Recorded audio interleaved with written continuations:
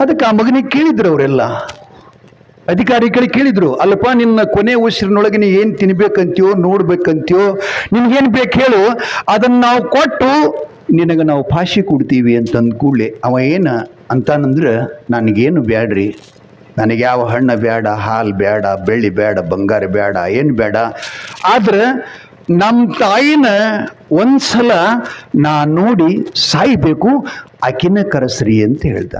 ಕೆಲಸಂಗ ಸಂತಿಗೆ ಹೋದಾಗ ಬಾಳೆಹಣ್ಣು ಏನು ತಂದು ನಿನಗೆ ತೋರಿಸಿದ್ನೆಲ್ಲ, ಅವಾಗನ ಕಪಾಳಕ್ಕೆ ಹೊಡೆದು ಬಾಳೆಹಣ್ಣು ಒಯ್ದು ಅವ್ರಿಗೆ ಕೊಟ್ಟಿದ್ದಿ ಅಂದ್ರೆ ಈ ಮರಣದಂಡ ಶಿಕ್ಷಾ ಫಾಶಿ ನನಗೆ ಬರ್ತಿತ್ತಿಲ್ಲ.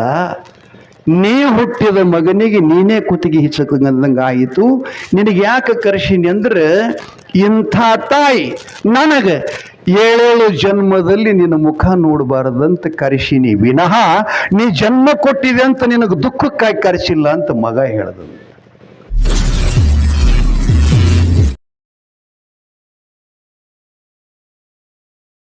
ನಮ್ಮ ಮಗ ಪರಶುರಾಮ ತಮ್ಮನ್ನೆಲ್ಲ ಉದ್ದೇಶಿಸಿ ಬಹಳ ಒಳ್ಳೆಯ ಮಾತನ್ನು ಹೇಳಿದ್ದಾನೆ. ಅದರಾಗ ತಾಯಿಯಂದ್ರಿಗಂತೂ ಮೊದಲ ಒಲಿಸ್ಕೊಂಡ.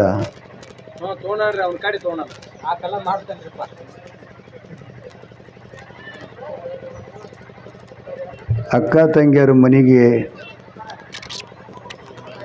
ತಾಯಿ ಇಲ್ಲದ ಪರದೇಶಿಯಾಗಿ ಬಂದ್ರೆ ಅವರನ್ನು ಹೊಳ್ಳಿ ಕಳುಹಿಸದೆ ಕರೆದು ಒಂದು ಚರಿಗೆ ನೀರ, ಬೆಳ್ಳಿ, ಬಂಗಾರ ಏನೂ ಕೊಡಬೇಡ್ರಿ, ಅವರಿಗೆ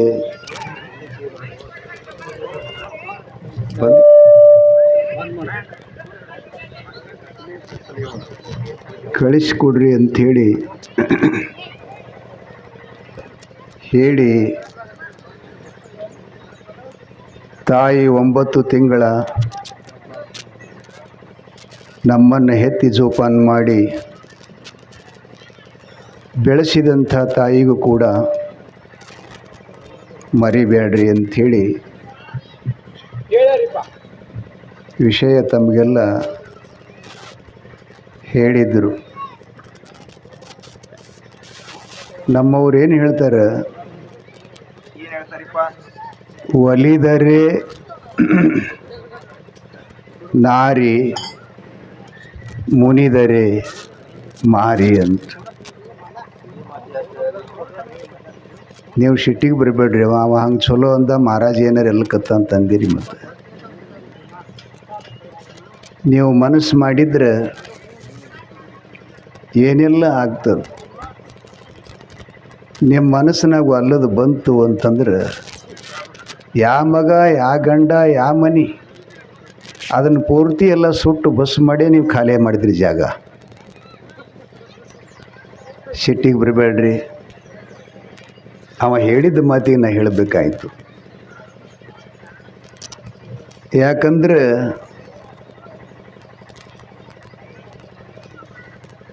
ತ್ರೇತಾಯುಗದಲ್ಲಿ ರಾಮನನ್ನು ಅರಣ್ಯ ಕಳುಹಿದವ್ರು ಯಾರ್ರಿ? ಯವ್ವ ನೀವು ಸರಿಗಲಿ ನೀರು ಒರೆಸ್ಕೋತಿರಲ್ಲ, ನಿಮಗೆ ಕೇಳಕತ್ತೀನಿ ನಾ.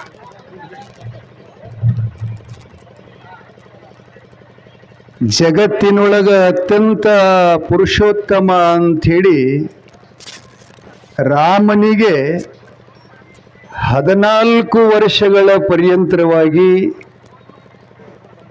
ಅರಣ್ಯಕ್ಕೆ ತಳ್ಳಿದವಳು ತಾಯಿಯೋ ಅಥವಾ ಹೆಂಡತಿಯೋ?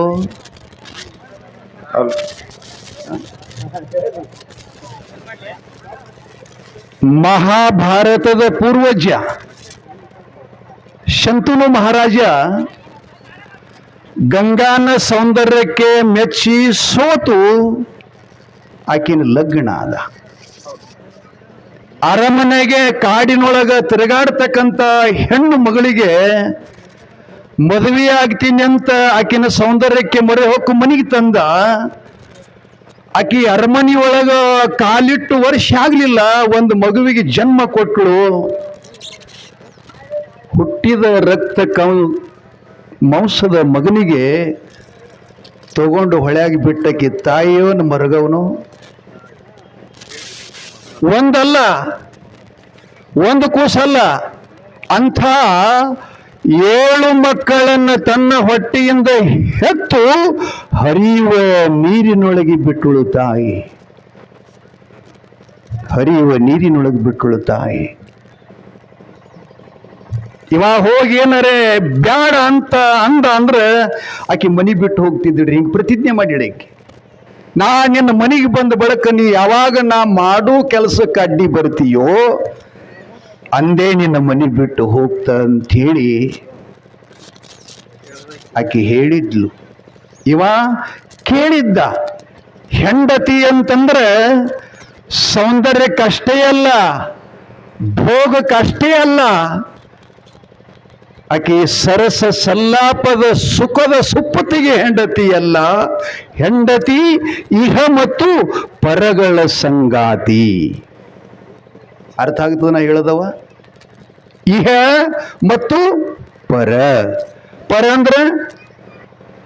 ಅಂದ್ರೆ ಏನಪ್ಪ? ನಾಶ ಆಗಲಾರದು. ಪರ ಅಂದ್ರೆ ಏನಪ್ಪ? ನಾಶ ಆಗಲಾರದು. ಪರ ಅಂದ್ರೆ ಏನಪ್ಪ? ಎಂದು ಹೋಗಲಾರದು. ಪರ ಅಂದ್ರೆ ಏನಪ್ಪ? ಆರಂಭ ಇಲ್ಲದು, ಕೊನೆ ಇಲ್ಲದ್ದು.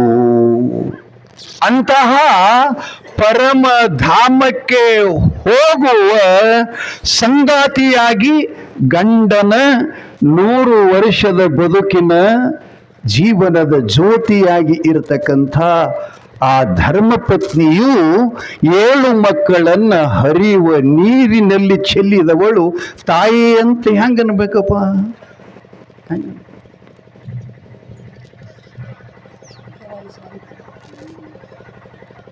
ನೀವು ಸಮಾಧಾನ ಮಾಡ್ಕೊಡಿ, ಅವನು ಭಯ ಸಿಕ್ಕಿರಿ. ಮತ್ತು ಬೆರಿಕೆದಾನ್ರಿ ಅವ. ಇಲ್ಲಿ ತಾಯಿ ಮಗನ ಸಂಬಂಧ ನಡೆದದ್ದು. ತಾಯಿ ಒಬ್ಬಳು ತನ್ನ ಮಗನಿಗೆ ಕರ್ಕೊಂಡು ತೆಲಸಂಗ ಸಂತಿಗೆ ಹೋಗ್ಯಾರ. ಮಗನಿಗೆ ಕರ್ಕೊಂಡು ಬಜಾರದಲ್ಲೆಲ್ಲ ಕಾಯಿಪಲ್ಯ ಕೊಳ್ಳತಾಳ. ಆಕಿನ ಜೊತೆಗೂಡಿ ಹೋಗಿರತಕ್ಕಂಥ 10 ವರ್ಷದ ಮಗ 2 ಬಾಳೆಹಣ್ಣನ್ನ ತುಡುಗು ಮಾಡಿ ತನ್ನ ಜೀಬಿನಲ್ಲಿ ಹಾಕಿಕೊಂಡಿದ್ದಾನೆ. ತಾಯಿಗಲ್ಲಿ ಹೇಳಿಲ್ಲವ. ಮನೆಗೆ ಬಂದರು. ಅಮ್ಮ ಸಂತಿ ಚೀಲ ಕೆಳಗಿಟ್ಟು ಕೈಕಾಲು ಮುಖ ತಕ್ಕೋತಿದ್ಲು. ಮಗ ಬಂದು ತಾಯಿಗೆ ಹೇಳ್ತಾನೆ, ಅಮ್ಮ ಅಮ್ಮ ಯಾಕಪ್ಪ, ನಾನು ಎಷ್ಟು ಜಾಣ ಗುರುತಾ? ನೀನು ಕಾಯಿಪಲ್ಯ ಖರೀದಿ ಮಾಡುವಾಗ ಪಕ್ಕದಲ್ಲಿ ಒಬ್ಬಕ್ಕೆ ಅಜ್ಜಿ ಬಾಳೆಹಣ್ಣು ಮಾರ್ತಿದ್ಲಲ್ಲ, ಆ ಬಾಳೆಹಣ್ಣ ಮುದುಕಿ ಕಣ್ಣಾಗ ಮಣ್ಣು ಹಾಕಿ 2 ಬಾಳೆಹಣ್ಣು ತಂದಿನಿ ನೋಡಂತ ತೋರಿಸ್ತಾನ. ತಾಯಿ ಅಂದ್ಲು, ತಲೆ ಮೇಲೆ ಕೈಯಾಡಿಸಿ, ಬಪ್ಪರೆ ಮಗನೇ, ಸಂತಿ ಒಳಗ ಎಷ್ಟು ಜನ? 1000-2000 ಜನ ಇದ್ರು ಅವರೆಲ್ಲರ ಕಣ್ಣಾಗ ಮಣ್ಣು ಹಾಕಿ ಈ ರೀತಿಯಾಗಿ ನೀ ಹಣ್ಣು ತಂದಿದೆ ಅಂದ್ರೆ ಮುಂದೆ ನಾನು ಮನೆ ಬೆಳಕು ಮಾಡ್ತಿ ಅಂತ ಬೆನ್ನಾಗ ತಪ್ಪಡಿಸಿದ್ರು ಅಂತ. ತಾಯಿ ನೀರೇ ನಾ ಹೇಳುದೇವು. ಆ ಬಳಿಕ ಮಗ ಅಂದ, ನಮ್ಮವ್ವ ಈ ರೀತಿ ನನಗೆ ಶಬ್ಬಾಷ್ ಅಂದಳಂದ್ರೆ ಇದಕ್ಕಿಂತ ಚಲೋ ಕೆಲಸ ಜಗತ್ನಾಗ ಮತ್ತೊಂದಿಲ್ಲ ಅಂಥೇಳಿ ಅದನ್ನು ಶುರು ಮಾಡ್ದ. ಊರೆಲ್ಲ ಮುಗೀತು. ತಾಲೂಕಾ ಕಳ್ಳಾದ, ಜಿಲ್ಲಾ ಕಳ್ಳಾದ, ರಾಜ್ಯ ಕಳ್ಳಾದ. ಮುಂದೆ ಒಂದಿನ ನಾವು ಜೀವನದೊಳಗೆ ಏನು ಮಾಡಿದ್ರು ಒಂದ್ಸಲ ಸಿಗಬೇಕಾಗ್ತದೆ. ಬೇಕಾದ ಮಾಡಲಿ, ನಮಗನಿಸ್ತದ ನಮಗೆ ಯಾರು ನೋಡಿಲ್ಲ ಅಂತೇಳಿ. ನೋಡೋರು ನಮ್ಮ ಒಳಗೆ ಅದಾರ, ಇದ್ದೆಲ್ಲ ಆಗಿರಲಿ. ನಮ್ಮವ್ರು ಹೇಳ್ತಾರೆ, ಆತ್ಮ ಸಾಕ್ಷಿಯಾಗಿ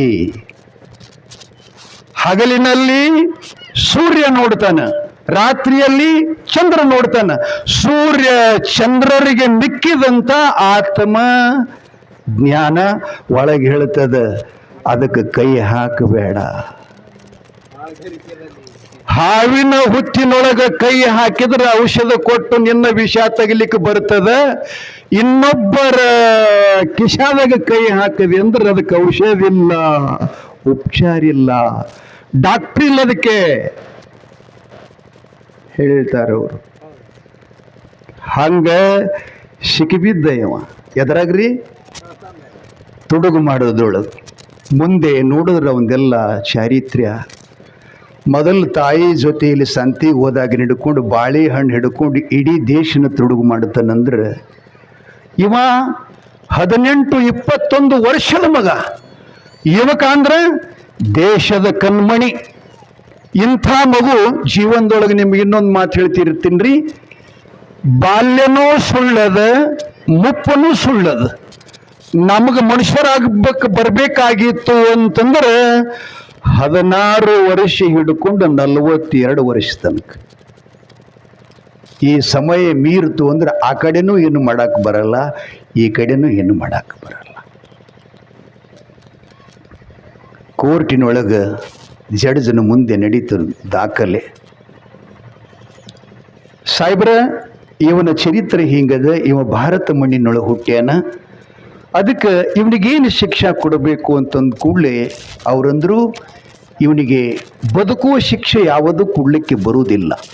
ಕಾರಣ ಇವನ ಹಾಗೆ ಇನ್ನೊಂದು ಮಗ ಕಲಿತ ಅಂತಂದ್ರೆ ನಮ್ಮ ದೇಶದ ಅಭಿವೃದ್ಧಿ ಏನು, ದೇಶದ ಅಪಮಾನ ಮಾನ ಬರ್ತದವಾ? ಇಲ್ಲ, ಇವನಿಗೆ ಮರಣದಂಡನೆ ಶಿಕ್ಷೆ ಕೊಡಬೇಕು ಅಂಥೇಳಿ ಏನಾತ್ರಿ ಆರ್ಡರ್ ಆದ್ರು. ಕೊನೆಗೆ ಗಲ್ಲಿಗೇರಿಸುವಂಥ ದಿನ ನಿಶ್ಚಯ ಮಾಡಿದ್ರು. ನಮಗೇನು ಕೋರ್ಟ ಕಚೇರಿ ಗೊತ್ತಿಲ್ಲರಿ, ನೀವು ಯಾವತ್ತು ಹೋಗ್ತೀರಿ. ಗಲ್ಲಿಗೇರಿಸುವಂಥ ಮನುಷ್ಯನ ಕೊನೆ ಉಸಿರಿನೊಳಗೆ ಏನು ಅವನ ಇಚ್ಛಾದ ಅದು ಕೇಳೇ ಅವನ ಕೊಳ್ಳಿಗೆ ಹಗ್ಗ ಹಾಕ್ತಾರಂತೆ. ಅದಕ್ಕೆ ಆ ಮಗನಿಗೆ ಕೇಳಿದ್ರು ಅವರೆಲ್ಲ ಅಧಿಕಾರಿಗಳಿಗೆ ಕೇಳಿದ್ರು, ಅಲ್ಲಪ್ಪ ನಿನ್ನ ಕೊನೆ ಉಸಿರಿನೊಳಗೆ ನೀ ಏನು ತಿನ್ಬೇಕಂತೀಯೋ ನೋಡ್ಬೇಕಂತೀಯೋ ನಿನ್ಗೇನು ಬೇಕು ಹೇಳು, ಅದನ್ನು ನಾವು ಕೊಟ್ಟು ನಿನಗೆ ನಾವು ಫಾಶಿ ಕೊಡ್ತೀವಿ ಅಂತಂದು ಕೂಡಲೇ ಅವ ಏನು ಅಂತಾನಂದ್ರೆ, ನನಗೇನು ಬ್ಯಾಡ್ರಿ, ನನಗೆ ಯಾವ ಹಣ್ಣು ಬೇಡ, ಹಾಲು ಬೇಡ, ಬೆಳ್ಳಿ ಬೇಡ, ಬಂಗಾರ ಬೇಡ, ಏನು ಬೇಡ, ಆದ್ರೆ ನಮ್ಮ ತಾಯಿನ ಒಂದ್ಸಲ ನಾ ನೋಡಿ ಸಾಯ್ಬೇಕು, ಆಕಿನ ಕರೆಸ್ರಿ ಅಂತ ಹೇಳ್ದ. ನಾವು ತಾಯಿನ ಕರೆಸ್ರಿ ಅಂತ ಹೇಳ್ದಾನ. ಪೊಲೀಸರಂದ್ರು, ಹೌದು, ನಿಜವಾಗಿ ಜನ್ಮ ಕೊಟ್ಟ ತಾಯಿ 9 ತಿಂಗಳ ಹೊಟ್ಟೆಗಿಟ್ಟುಕೊಂಡು ಕಷ್ಟ ಮಾಡೋದಕ್ಕೆ ಅಡ್ಡ ಹಿಡಿದು ಮಲಿ ಕುಡಿಸ್ದ.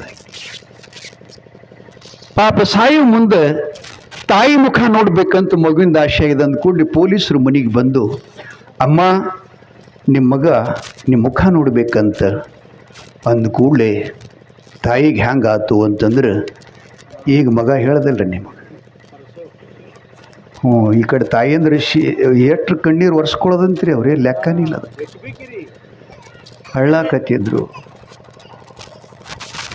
ಅಳ್ಳಾಕತ್ತಿದ್ರು. ಯಾಕೆ ನಿಮಗಿನ್ನೊಂದು ಮಾತು ಹೇಳ್ತೀನಿ ನಾ, ಧನಾನಿ ಭೂಮು ಪಶುವಶ್ಯ ಗೋಷ್ಠೆ ನಾರಿ ಗ್ರಹದ್ವಾರೆ.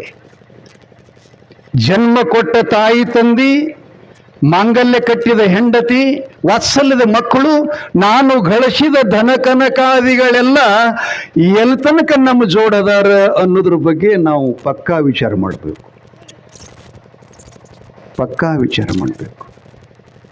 ಅವ್ವ ತಾಯಿ ಎದೆ ಬಡ್ಕೋತ ಹೊಡ್ಕೋತ ಆ ಗಲ್ಲಿಗೇರಿಸುವಂಥ ಕೋರ್ಟಿಗೆ ಬಂದ್ಲು.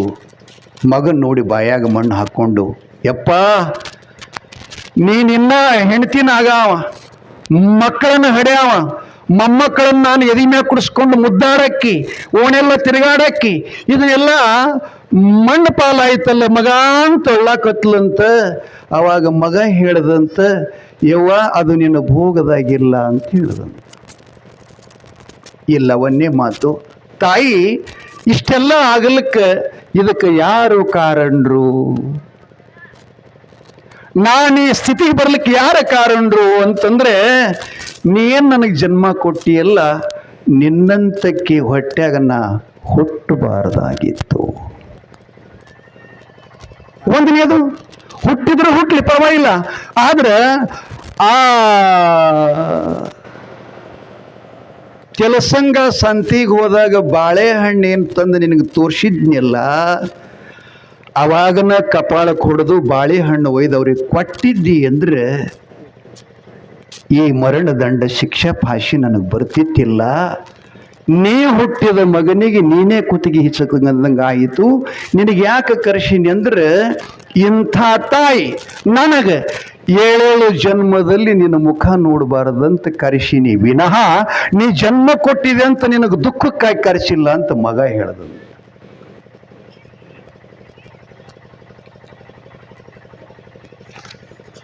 ಈಗ ನಾ ಮಗನಿಗೆ ನೆಮ್ತೀರಿ, ನೀ ಮಗನಿಗೆ ನೆಮ್ತೀರಿ ನೋಡ್ರಿ.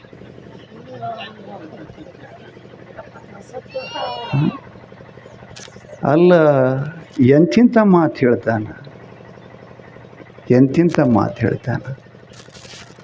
ಅಲ್ರಿ, ಅಕ್ಕ ತಂಗಿಯರ ಮನೆಗೆ ಬಂದ ಬಳಿಕ ನೀರು ಕುಡ್ರಿ ಅಂತ ಹೇಳಿದ್ದು ತಪ್ಪಲ್ಲ, ನಿಜ ಸತ್ಯವನ ಸಂಗತಿ. ಆದ್ರೆ ನೀರು ಕೂಡಂಗೆ ಇವ್ರು ಇರಬೇಕಲ್ಲ, ಇರ್ಬೇಕಿರ್ಬಾರ್ದ್ರಿ. ಅವ್ರು ಏನಂತಾರ ಗೊತ್ತೇನ್ರಿ, ಅವನ ಮನಿ ದೇಗಲಾಲೇ ಯವ್ವ, ಸ್ವಲ್ಪ ಫರಕ್ ಐತಂದ್ರೆ ಅವನ ಮನಿ ಮಸೂಟಿಗೆ ಅಲ್ರಿ ಯವ್ವ. ಆ ಬಳಿಕ ಹೆಣದ ಮ್ಯಾಗ ಅಳದೊಬ್ಬ ಗೊತ್ತಿಲ್ರಿ ಇವ್ಕೆ ಹೆಣ್ಮಕ್ಳಿಗೆ. ಯಪ್ಪ ಅಜ್ಜ ಹೆಂಗ್ ಹೇಳ್ತಾರ ಗೊತ್ತದ, ಯಪ್ಪ ನೀ ಹೋದ್ಯೋ ದೀಪಾವಳಿ ಹಬ್ಬಕ್ಕೆ ನನಗೆ ಯಾರ ಕರೆಯವರು ಏಕಾಶಿ. ಮನಿ ತುಂಬಾ ಬಳಗದರಿ, ಹೆಂಗ ಅಳ್ಬೇಕಂದ್ರೆ ಯಪ್ಪ ನೀ ಹೋದ್ರು ಹೋಗೋಲ್ಲ ಯಾಕೆಪ್ಪ, ನನ್ನ ಅಣ್ಣ ಅಂದ್ರೆ ನಿನ್ನ ಕೈ ಹೆಚ್ಚಿಗೋ. ಹೀಗಂದ್ರೆ ಯಾಕೆ ಕರೆಯಂಗಿಲ್ಲ? ಎರಡೂ ಮನೆಗಳನ್ನು ಬೆಳಗತಕ್ಕಂಥ ಸಂಸ್ಕೃತಿ ನಮ್ಮಲ್ಲಿ ಬೇಕು. ಅವ ಹಂಗೆ ಹೇಳ್ಯಾನಂತ ತಪ್ಪು ಅನ್ನೋದಿಲ್ಲ, ಆದರೆ ನಮ್ಮಲ್ಲಿರ್ತಕ್ಕಂಥ ತಪ್ಪುಗಳನ್ನು ತಿದ್ದು ಸಲುವಾಗಿ ಹೇಳಿದೆ ವಿನಃ ನೀವು ಕನಿಷ್ಠ ಸುಮಾರು ಅಂತ ನಾ ಈ ಮಾತು ಹೇಳ್ತಾ ಇಲ್ಲ ತಾಯಿ ತಂದೆಗಳೇ. ಇದರ ಉದ್ದೇಶನೇ ಅಷ್ಟೇ ಅದ. ಅವನಿಗೆ ನಾನು ಕೇಳಿದೆ, ಅಪ್ಪ ಮನೆ ಶಾಂತಿಗೆ ಇಷ್ಟೆಲ್ಲ ಜನರನ್ನು ಬರಮಾಡಿಕೊಂಡಾರ, ಅವರ ಕರೆಯ ಉದ್ದೇಶ ಏನು, ಇವರು ಬರೋದು ಕಾರಣ ಹೇಳಿದಾಗ ಮಗ ಹೇಳ್ದ, ಎಲ್ಲೋ ಬಿದ್ದ ಕಲ್ಲ, ಎಲ್ಲೋ ಬಿದ್ದ ಮಣ್ಣ, ಇದೆಲ್ಲ ಪವಿತ್ರ ಇರ್ತಿರ್ತದೆ.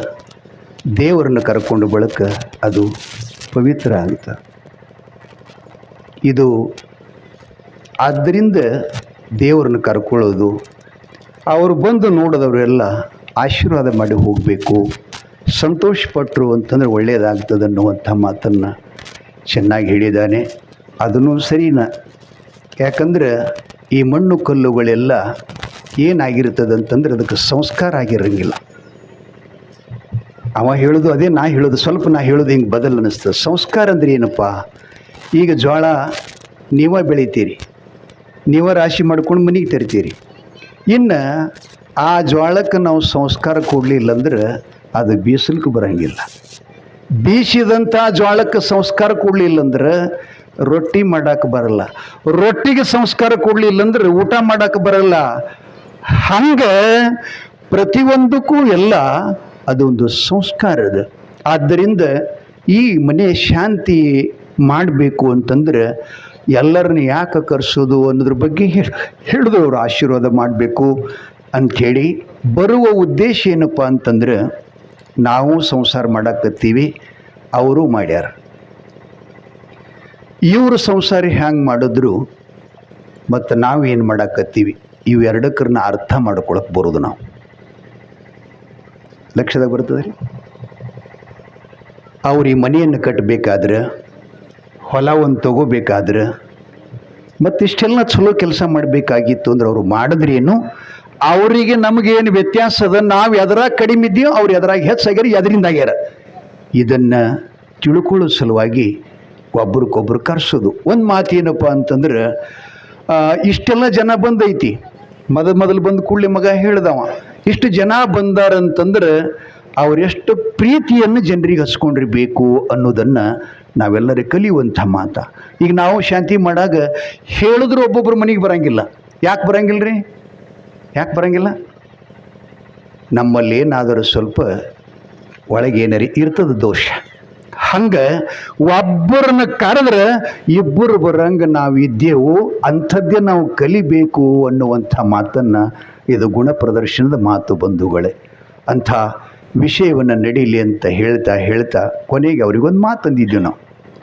ಏನಂದಿದ್ದೀವಿ ಅಂದರೆ, ಉತ್ತಮರ ಸಂಘ ಮಾಡಿದ್ರೆ ಈ ಪಾಪ ಹೋಗ್ತದೋ, ಅಥವಾ ಹೊಳೆ ಮತ್ತು ನದಿ ತೀರ್ಥಗಳಲ್ಲಿ ಮುಳುಗಿದ್ರೆ ಪಾಪ ಹೋಗ್ತದೋ, ಇದನ್ನು ಯಾವುದಾದರೂ ಒಂದು ವಿಷಯ ನಡೆಸ್ಕೊಂಡು ಹೋಗಬೇಕು ಅಂತಂದ ಕೂಡಲೇ ವಚನದ ಮುಖಾಂತರವಾಗಿರತಕ್ಕಂಥ ಶಬ್ದದ ಜ್ಞಾನ ಇಲ್ಲದಕ್ಕಾಗಿ ಅಪ್ಪಾಜಿ ನನಗದು ಅರ್ಥ ಆಗಲಿಲ್ಲ, ಅದಕ್ಕಾಗಿ ನಾ ವಿಷಯವನ್ನು ಮಾತಾಡಲಿಲ್ಲ, ನಾನು ಲೌಕಿಕವಾಗಿ ಮಾತಾಡದೆ ಅಂತ ಭಾಳ ಒಳ್ಳೆಯ ಮಾತನ್ನು ಮಾತಾಡ್ತಾ ಎಂಥ ಸಂದೇಶ ಹೇಳಿದ್ರು ಅವರು ಅಂತಂದ್ರೆ, ತಾವು ಲಕ್ಷ್ಯ ಕೊಟ್ಟು ಕೇಳಿದ್ರಿ ಎಲ್ಲ ಮಾತನ್ನು. ಸುಮಾರು 1 ತಾಸು 20 ನಿಮಿಷ ಆಗಿದ್ರು ಕೂಡ ನೀವು ಯಾರು ಜಾಗ ಬಿಟ್ಟು ಕದಲಿಸ್ತಾ ಇಲ್ಲ. ಕಾರಣ ಅಂದ್ರೇನು? ಡೊಂಕನಾಡ ದೈಗೊಂಡಗೌಡರ ಅಹಂಕಾರ ಮತ್ತು ಅವರಲ್ಲಿರ್ತಕ್ಕಂಥ ಅಭಿಮಾನ.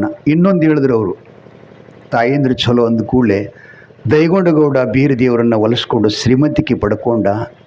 ಅಡ್ಡಿ ಯಾರಾದರೂ ತಮ್ಮ ಅದಕ್ಕೆ ಪರಶುರಾಮ.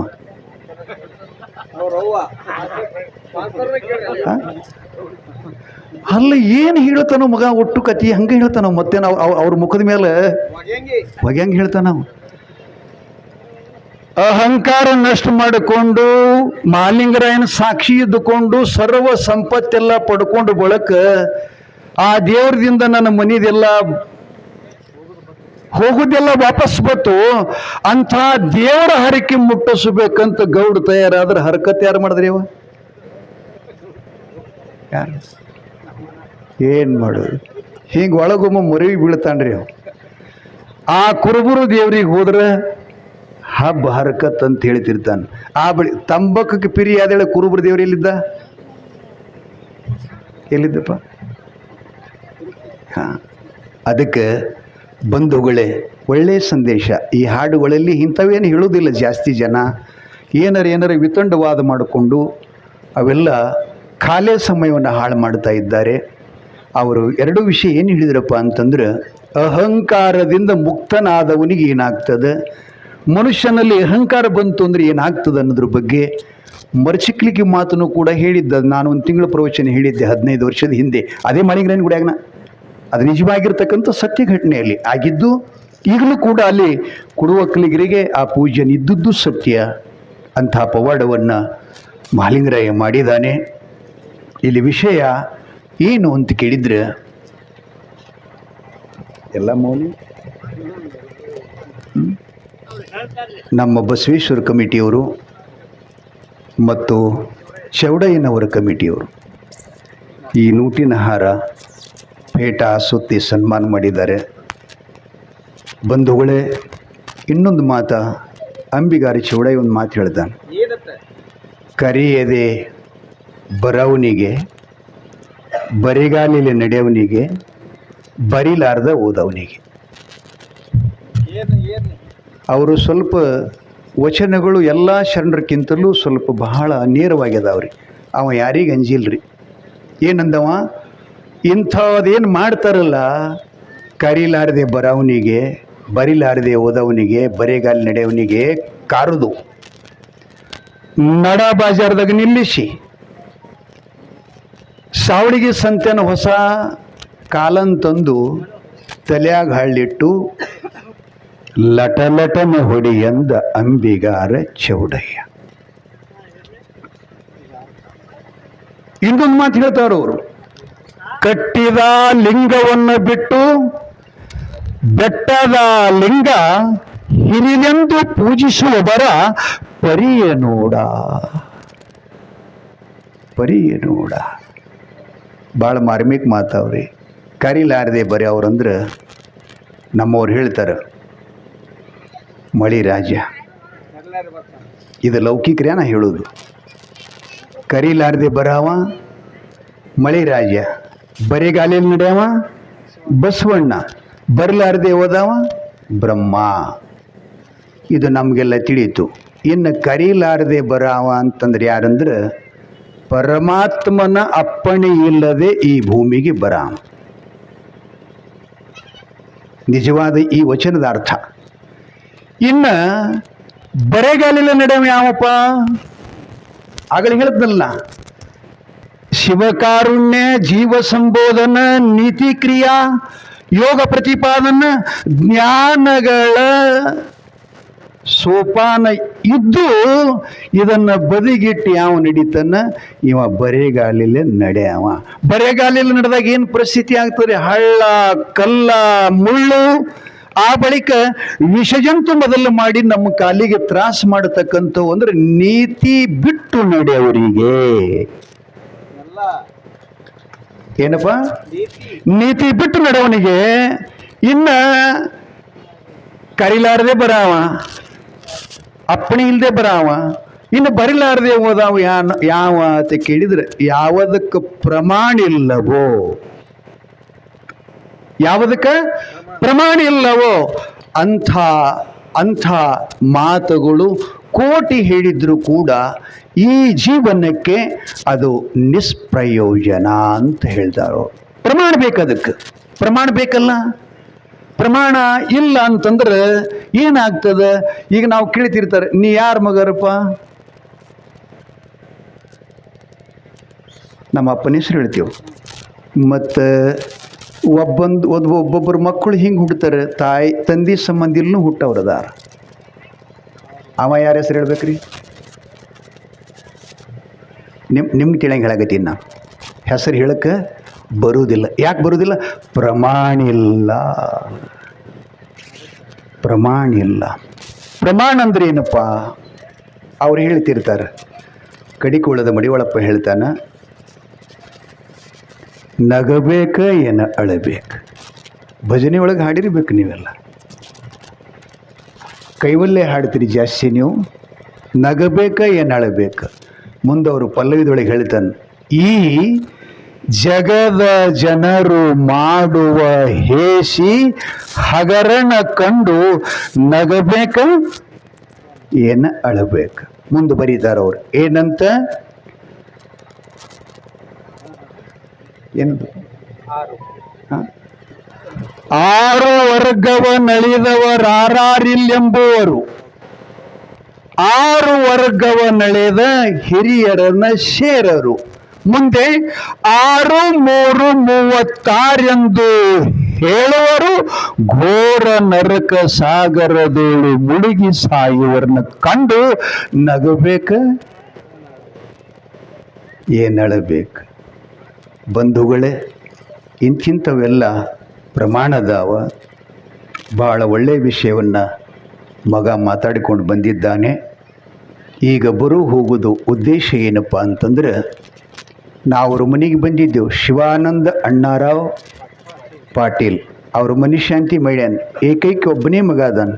ಯಾವ ರೀತಿಯಾಗಿ ಅವ ತಾಯಿ ತಂದೆಗಳ ಆಜ್ಞೆ ಪರಿಪಾಲನೆ ಮಾಡಿಕೊಂಡು ಧರ್ಮಪತ್ನಿ ಸಮೇತವಾಗಿ ಅಕ್ಕ ತಂಗಿಯರನ್ನೆಲ್ಲ ಅಕ್ಕರತೆಯಿಂದ ಅವರೊಳಗೆ ಇದ್ಕೊಂಡು ಇಷ್ಟು ಸುಂದರವಾದಂಥ ಮನೆಯನ್ನು ಕಟ್ಟಿಸಿ, ಆದರೆ ಪ್ರಪಂಚದ ಕಾರ್ಯ ಅಷ್ಟೇ ಮಾಡಲಿಲ್ಲ, ಜೊತೆಗೆ ದೈವ ಮತ್ತು ಧರ್ಮದ ಕಾರ್ಯ.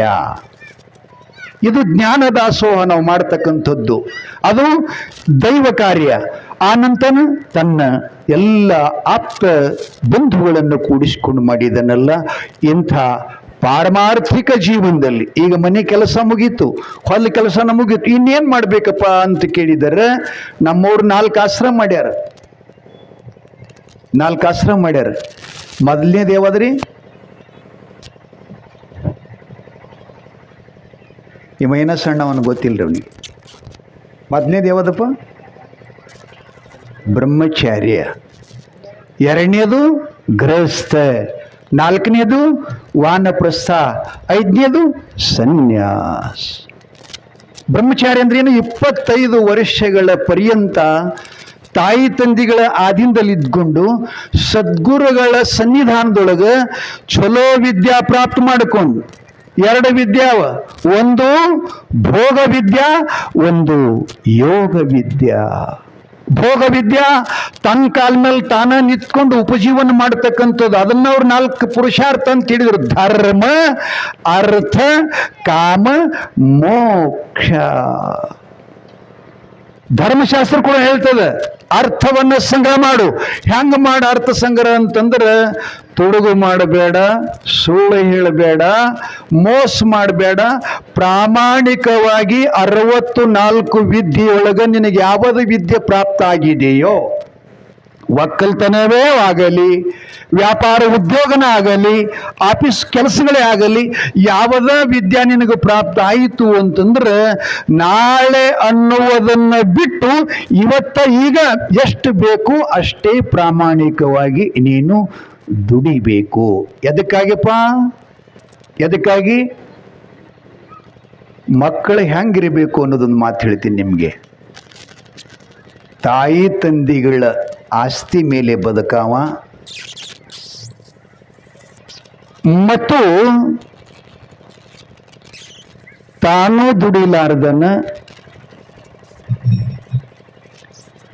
ದುಡಿಲಾರ್ದನ್ನ ಕುತ್ಕೊಂಡು ಊಟ ಮಾಡಾವ,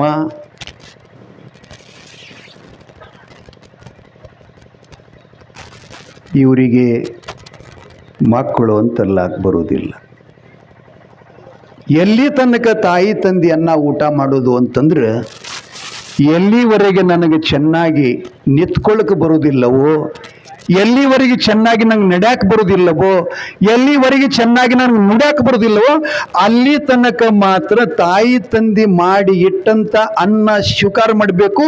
ನಂತರದಲ್ಲಿ ತಾಯಿ ತಂದೆಗಳ ಮಾಡಿದ ಆಸ್ತಿ ಮೇಲೆ ಕಿಂಚಿತ್ತಾದರೂ ಮೋಹವನ್ನ ಇರದೆ ನಿರ್ಮೋಹಿಯಾಗಿ ತನ್ನ ಕಾಲ ಮೇಲೆ ತಾನಿತ್ಕೊಂಡು ಏನ್ ಮಾಡಬೇಕಪ್ಪ ಅಂತಂದ್ರೆ, ಪರಮ ಮೋಕ್ಷದ ಮಾರ್ಗ ಎಲ್ಲಿ ಸಿಗತೈತಿ ಅಂಥವರ ಸಂಘ. ನಾ ಹೇಳಿದ್ದಾಗಲೇ ಉತ್ತಮರ ಸಂಘ. ಉತ್ತಮರು ಅಂತಂದ್ರೆ ನನಗೆ ನಿಜವಾಗಿರತಕ್ಕಂಥ ಜ್ಞಾನ ಬೋಧನೆ ಯಾರು ಮಾಡುತ್ತಾರೆಯೋ ಅವರ ಸಂಘವನ್ನ ನಾವು ಮಾಡಬೇಕು. ಕೊನೆಗೆ ಇಲ್ಲೆಲ್ಲ ಸುಖನದೀಗ ನಮ್ಗೆ ಎಷ್ಟು ಕಣ್ಣಿ ಕಾಣಿಸೋದೊಟ್ಟು ಸುಖನೇ ಅದ, ಆದರೆ ಪರಮ ಸುಖ ಅದರಲ್ಲಿಲ್ಲ. ಕಾಣುವುದೆಲ್ಲ ಸಂತೋಷನೇ ಅದ, ಆದರೆ ಪರಮ ಸಂತೋಷ ಅದರಲ್ಲಿಲ್ಲ.